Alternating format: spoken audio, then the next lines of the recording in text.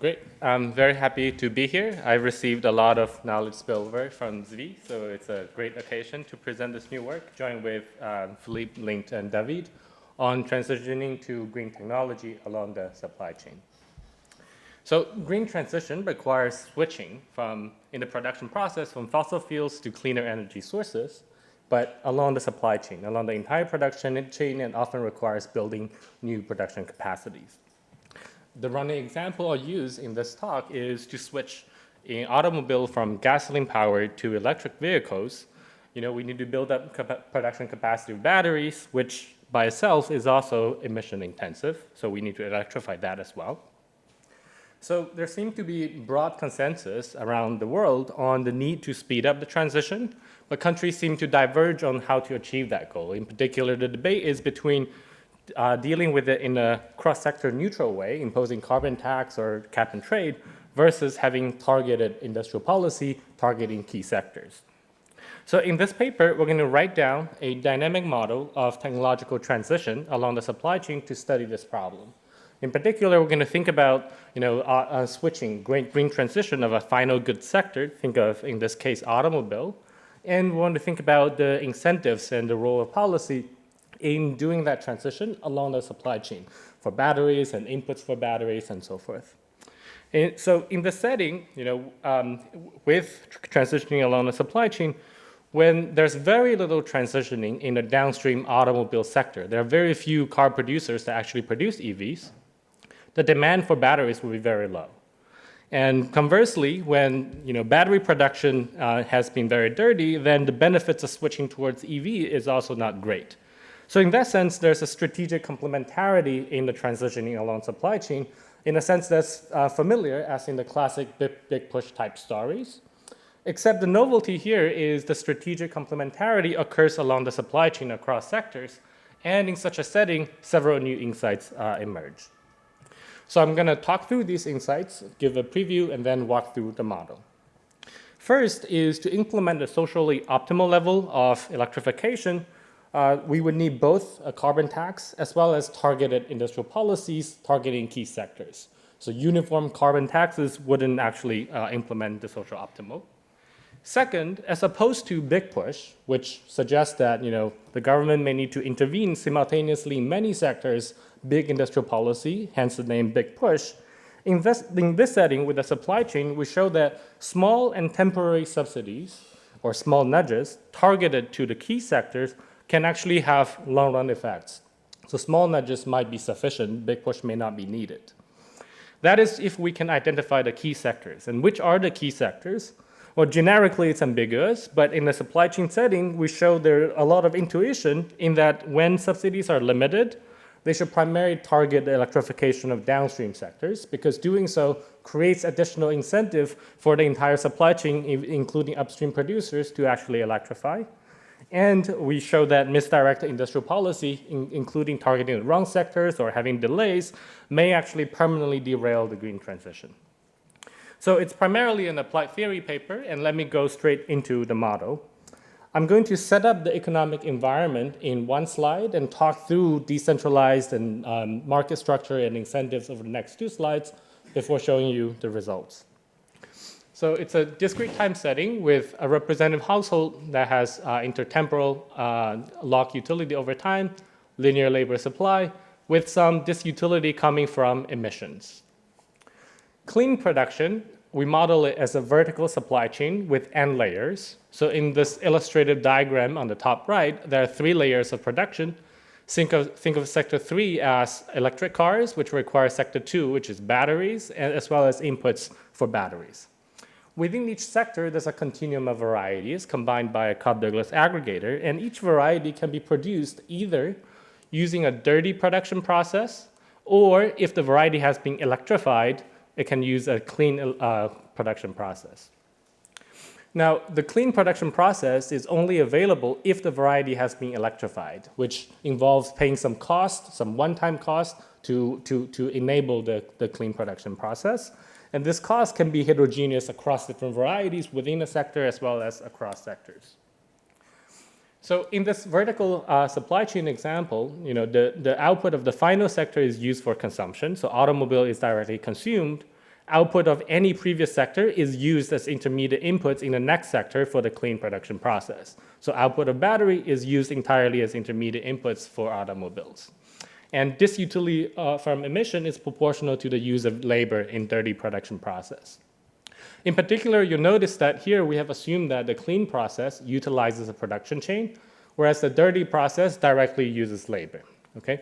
The fact that there's no production chain or network involved in the dirty process is not really key. You can think of gasoline vehicles also requires gas engine and other material inputs, but the labor requirement here and the total emission involved in the process, you can think of that as adjusting for all the network content of emissions and labor requirement.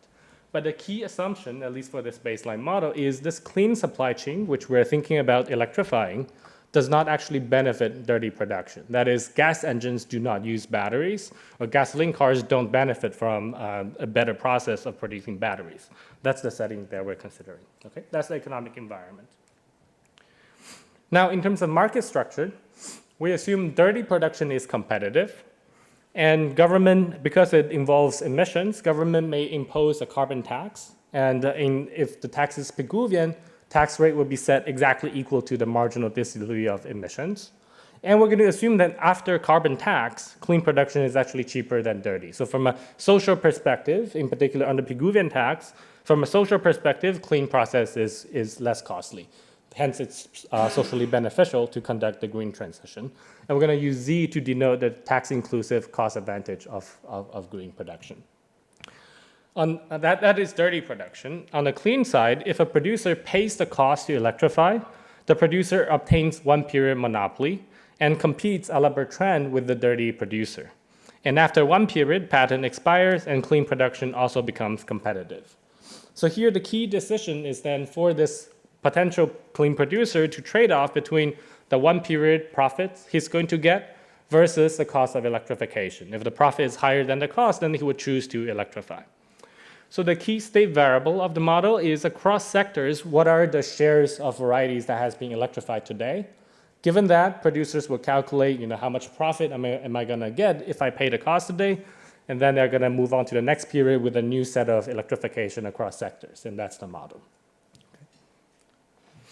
So we're going to analyze this incentive for private producers to electrify. In particular, we're going to calculate the profit if they choose to electrify. Now, profits have two components. Profit is the product between markups and revenue.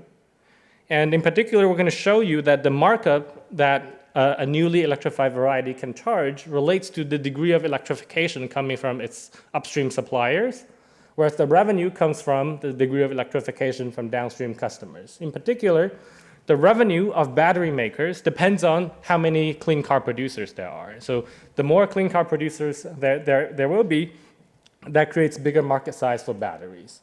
But on the other hand, from the markup side, the markups depend on the degree of electrification coming from upstream. That is, how much environmentally cheaper or socially cheaper is a green vehicle relative to a gasoline vehicle? That depends on what fraction of the supply chain has been electrified coming from its upstream. So the two components, markup and revenue, they depend on the degree of electrification along the supply chain in different directions. So this is just to show that the markup that a newly electrified variety can charge depends on the network-adjusted share of electrified content when producing an electrified variety in the sector. And this network-adjusted share of electrified content depends on the degree of electrification coming from suppliers and suppliers' suppliers and so forth. And on the other side, in terms of revenue, the revenue that a sector would earn depends on the degree of electrification coming from its downstream customers and customers' customers. The more of your customers electrify, the bigger is your potential market size. So because of that, the profit rents generated from electrification of any varieties is just a product between the market and revenue. And the more your upstream sectors electrify, the higher is your markup. The more your downstream sectors electrify, the greater is your revenue. So profit depends, in both terms, relate to the degree of electrification along the supply chain. So that is the setting that we're studying. Okay, so what is an equilibrium? Well, given initial conditions, given the degree of electrification, then producers can calculate what is the amount of profit they can earn, and they choose to electrify, and they choose to do so if the cost is lower than the profit. That generates a sequence of electrification along the supply chain. And a steady state is one where the degree of electrification is time invariant. Our first result is for any given level of carbon tax, in particular the Pigouvian level, for instance, generically there may exist multiple steady states. That comes from the strategic complementarity. That is, if there are very few electric car producers, there's very little demand for batteries, so battery producers wouldn't electrify. And conversely, when battery producers are emission intensive, there's little costing advantage from a social perspective for producing electric vehicles, so there's very little electrification in automobiles. So there's this strategic advantage that generates multiplicity in steady states. However, given any initial condition, the equilibrium path is unique. Okay, that is, if for a given level of electrification, the model has unambiguous prediction for the path of electrification going forward. So this differs from a big push setting, and we think is a nice feature to form the basis of our subsequent analysis. That is, in big push or multiple equilibrium stories, it's often hard to think about what's the impact of policy. Economic theory doesn't have great predictions about equilibrium selection, when do we switch across equilibrium. Here, because the model features a unique equilibrium, even though there are multiple steady states, the model's analysis of policy prescription is unambiguous. And the intuition for having equilibrium uniqueness comes from the fact that the strategic complementarity only runs in one direction within a period. That is, imagine there's more electrification in downstream, that immediately creates more demand for upstream inputs and it creates more incentive for upstream to electrify. So the incentive propagates from downstream to upstream. On the other hand, the propagation of incentive from the other direction, from the markup, happens with a delay. When battery producers choose to electrify, they will not lower prices immediately. They still charge a markup, and prices will only be lowered in the future. So within a period, the strategic complementarity only runs in one direction, hence the equilibrium uniqueness. So given that, we can think about what kind of policy intervention may be warranted to implement optimal green transition. So we realized that after correcting for decentralized incentives of electrification on the margin, decentralized incentives differ from social planners in three ways. Two of them are kind of obvious, and the third relates to the heart of the problem of strategic complementarity.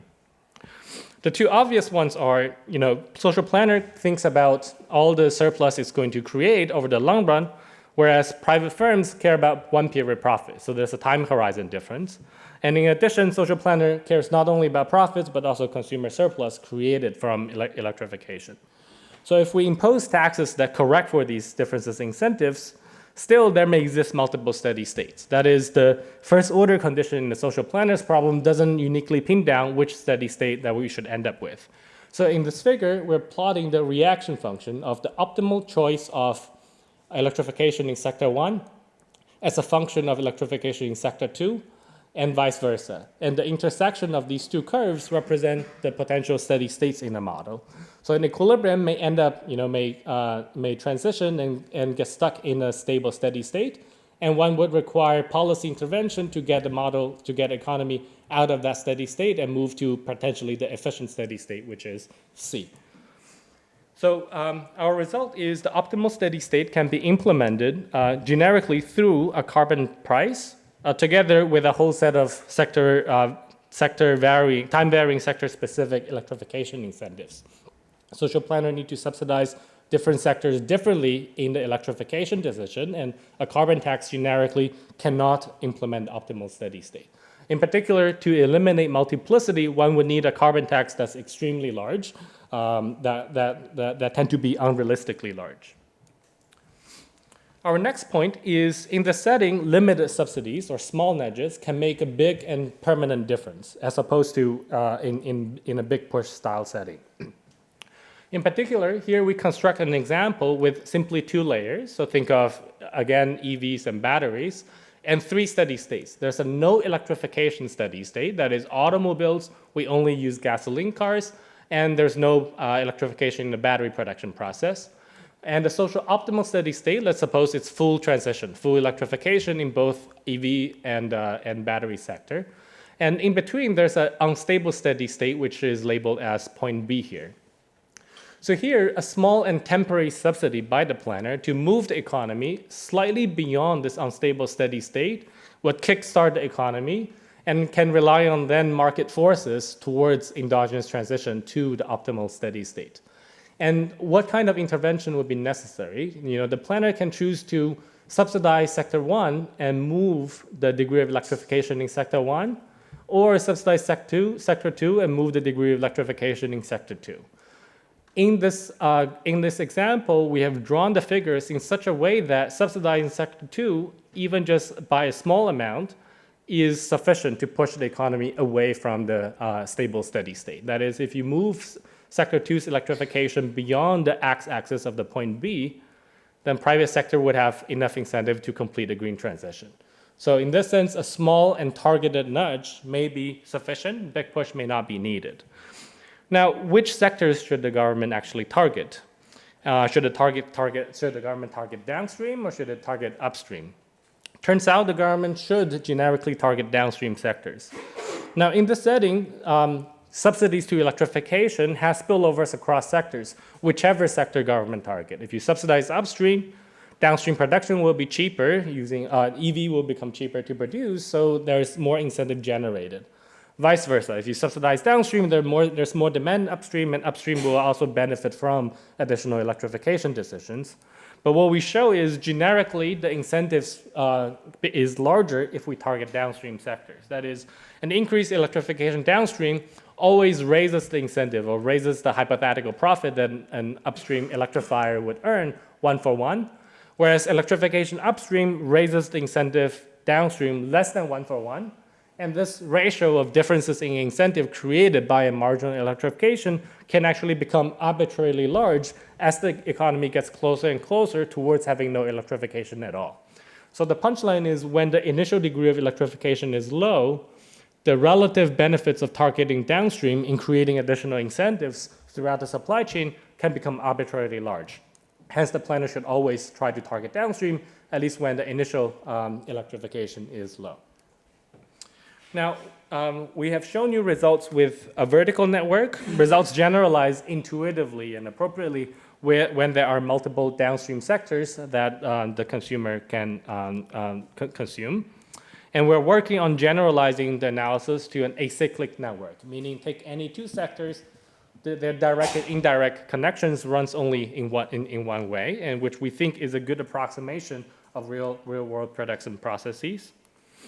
And finally, the last applied theory point is misguided policies can permanently derail green transition. So here I would just go back to the running example. Now suppose there are two upstream sectors, both can be electrified. So you can electrify battery production to be used for electric cars, or you can make gas engine production cleaner, and they have fewer emissions for gasoline cars.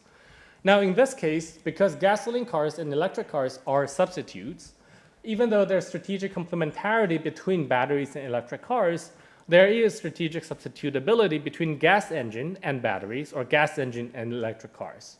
So in this sense, industrial policy that mistargets, that is, if it favors gas engines, if industrial policy focus on electrifying the production or make gas cars cleaner, that may actually halt electrification that would have otherwise occurred without government intervention, therefore reducing the long-run steady state level of welfare. And also delayed intervention may have long-run consequences in that laissez-faire may feature excess electrification in gas engine compared to the ex-ante social optimal. So this is mostly an applied theory paper, but we do conduct an illustrative calibration using the production of iron and steel with using hydrogen as the intermediate input. And for reasonable calibration, we try to, the most difficult part of the calibration is to back out the cost of electrification or the cost of electrifying the production process.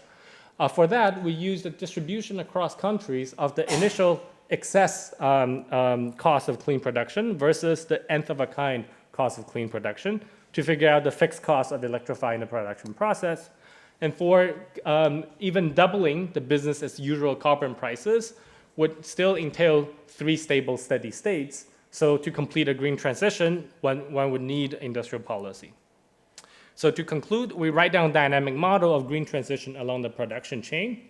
We show that social optimal would involve both a carbon tax and targeted subsidies. Small nudges, small but targeted subsidies to key sectors can have long-run effects, and these local interventions should primarily target downstream sectors, and misdirected industrial policy can permanently derail the transition. Thank you. So, first of all, thank you for asking me to discuss this paper, which I really enjoy. Ernest has not made my task easier, because I thought, after reading the paper, that there's a fair amount of complexity. I'm sure that people will need further clarification, and I built my discussion on that. But then Ernest made such a great job in presenting it that he's probably undoing part of my value added. Nevertheless, so what does this paper do? It provides an analysis of transition to green technology along a supply chain. I think this is the first paper that does this. I'm pretty sure it is. It builds on three important contributions that I think are all foundational papers. The first is the work by Philippe with Ernest, Burstein, and David Amos that was published in 2012. It's a very different paper, but it has a commonality. I think that before their work, everything was somehow framed in thinking in terms of a carbon tax. And they show that when you have a dynamic model where innovation is endogenous, the type of policy you need for promoting a transition in an efficient way requires a richer set of instruments. And in particular, carbon tax and subsidies to innovation, because you have to overcome a period of transition where you need stronger policy instruments, and after that is done, things somehow get easier. And so although this paper is very different, it echoes that idea. The second paper, it's an older one. It's Murphy, Schleifer, and Vizhny, JP 1989, that actually formalizes an even older idea that goes back to Paul Rosenstein-Roden, the idea of big push, and it does it through a variety of examples. This is one of the papers that influenced me a lot when I was a graduate student. And one of them is an example that is very relevant here, where there are demand externalities across producers at different stages of their supply chain. And so, if you want to make it happen, you have to take into account that there is a coordination problem that you have to resolve, and just intervening on one part of the supply chain may not work. So I think actually the connection with what you do is particularly strong here. The third paper is Ernest Liu QJE 2019 paper, where he studies industrial policy in a production network setting. Before Ernest's paper, we had very hard time, at least in modern mainstream growth theory, in rationalizing the idea of industrial policy. We would see that in many countries, industrial policy was very successful, but most of our theories would predict exactly the opposite. And again, this is an idea that is equal here. So in this model, we have producers at different points of the supply chain who face a choice between a clean and a dirty technology. And the clean technology entails once and for all investment. So a fixed cost that needs to be paid, and after you've paid that cost, you can use the clean technology. That clean technology happens, and I will come back to this, to be actually exposed to superior. So up to the payment, that's very, very much in the spirit of the Murphy, Schleifer, and Vizhny. First you pay the cost, and now you have a better technology. It's like an investment. Now, whether you find it optimal or not as a firm hinges on market size effects. Again, memory of that paper. And that happens not only for the lowest level of the supply chain, it happens upstream. So every firm at every level of the layer faces this type of decision. So this decision to electrify entails both upstream and downstream network externalities and strategic complementarities, as it was explained clearly by Ernest. And there are demand externality on the one hand, because when the downstream firms adopt a clean technology, it actually increases the demand for inputs upstreams. Well, why? Let me say two reasons. The first is the way in which they actually do it, which is somewhat extreme. If you are a dirty producer, you don't demand any inputs. Now, in the example, it was always about the batteries, but in general, this is about the demand for inputs, the market size. So, I would take this I would read this as a useful simplifying assumption. More generally, the clean technology increases the demand because it's superior in nature. So somehow, this is more general than the actual specification they use. In the other direction, there is a cost of input effect. So when an upstream firm adopts a clean technology, the price of the input falls because the marginal cost is actually lower. But this effect, and that's a key part of their model, happens with some delay. So, and why? Well, because you need to give the incentive for this investment to occur. You give monopoly power, but then once this firm has monopoly power, it does not reduce the price for one period because they assume the monopoly power is, in fact, only for one period. In this model, we have multiple steady states, but not multiple equilibria. A Pigouvian tax on emission is not sufficient to implement the first best, and the reason is related to the dynamic structure of the model.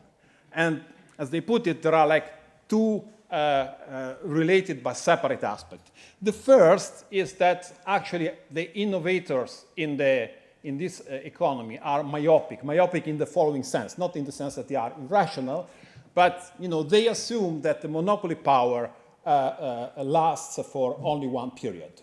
Something I would be tempted to complain about, but I don't do it because tomorrow I present a paper where we make the same assumption. So I think it would be against my interest.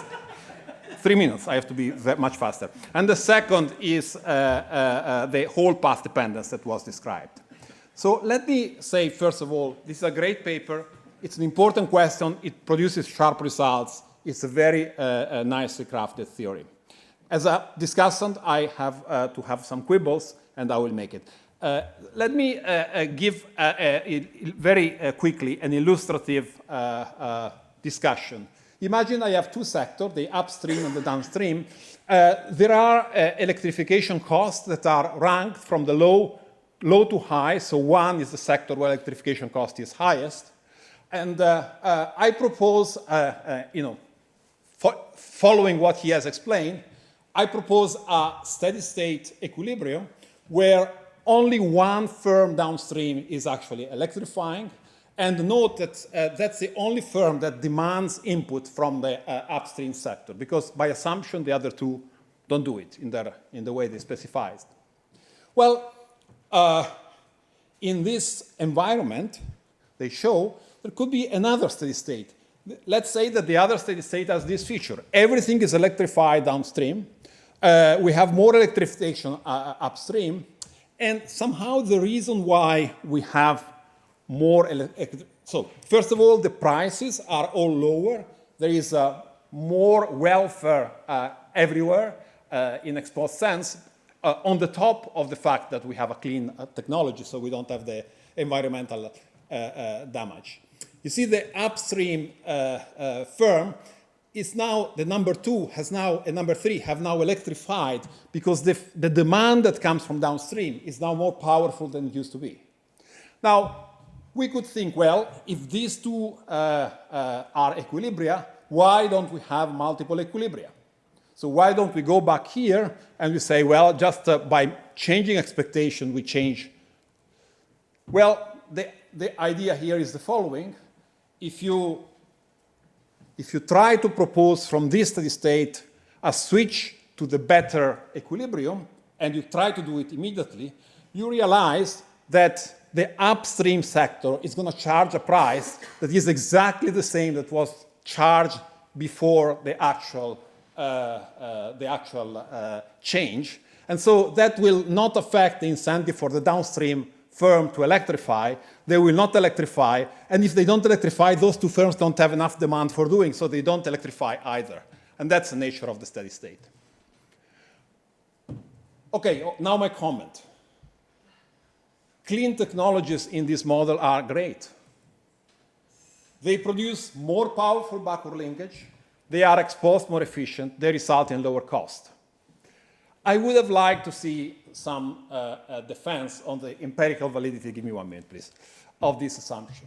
So what if, in my example, the opposite is true? So what happens if I have so in the moment in which I electrify, I still need some type of additional subsidy in order to continue to run the process because the process is less efficient. I think I can think of many examples in which I still may want to do this because it's actually very large, the gain on the environmental side. So, this is somehow the type of concern I have. How much of your sharp results are general and how many of them hinge on particular assumption of this type? And it may be right or wrong, but then the burden of the proof somehow would be on you. And I don't have time to explain that in detail, but let me give you, to conclude, another possible channel to explore, which is technological complementarity. So your complementarity work entirely through demand externality, but it could be that, at the different layer of the supply chain, there is some type of technological complementarity between which favors this type of transition. And again, it's another empirical question whether it's true or not, but I also feel that there is a little burden of proof on your side to defend this idea that this investment not only is good from the environmental perspective, but it also creates these additional linkages and this market size effect. Thank you, and sorry. All right, thank you, Fabrizio.